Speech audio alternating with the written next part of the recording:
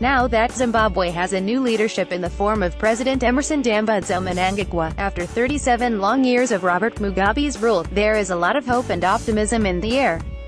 Many have great expectations that, in a bid to capture the hearts and minds of progressive Zimbabweans, the new president will endeavor to right the wrongs and bring back sanity to the country.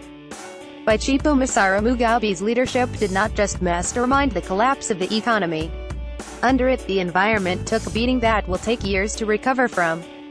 Under the guise of black empowerment, Mugabe continually gave his cronies the green light to venture into the most environmentally destructive ventures imaginable. Many close to him knew that they could get away with anything as long as they continued to show loyalty to the old man.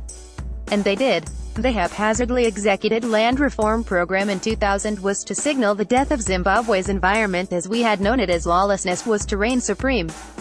While many agree that the previous white commercial farmers had owned too much land at the expense of the millions of black Zimbabweans, there is now general consensus that they had not only been excellent farmers, but they cared for the environs they managed. Not long after the new farmers had taken over did the outlook of the landscape drastically change. The forest cover in the farming areas got decimated as most of the new farmers cut down trees and sold them along the highways as firewood. The fact that the bulk of the new farmers abandoned every other crop, opting for the high-paying tobacco, did not help matters. According to the Forestry Commission, the tobacco farmers have collectively contributed a great deal to the deforestation the country finds itself in, as they cut mostly indigenous trees to use in curing their crop. Under Mugabe's watch, wildlife reserves and conservancies, that had for years been animal sanctuaries that ensured the precious creatures were safe, were under attack.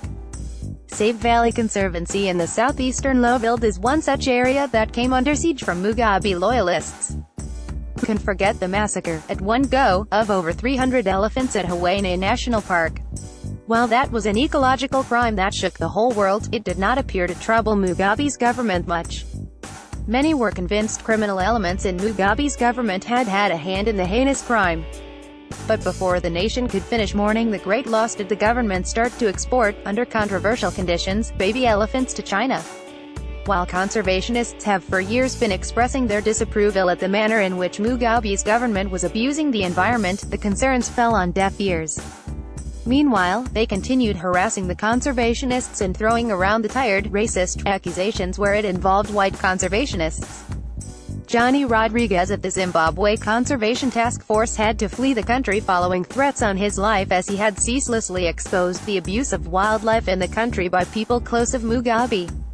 Under Mugabe's watch, the ecologically sensitive wetlands, important water sources for a country like Zimbabwe that has had perennial water shortages, were converted to other uses, mostly construction. One only needs to look at the huge mall near the National Sports Stadium that now stands where a wetland used to be. Many more wetlands suffered the same fate as houses were built on them, mostly to appease the thousands of land-hungry Mugabe supporters.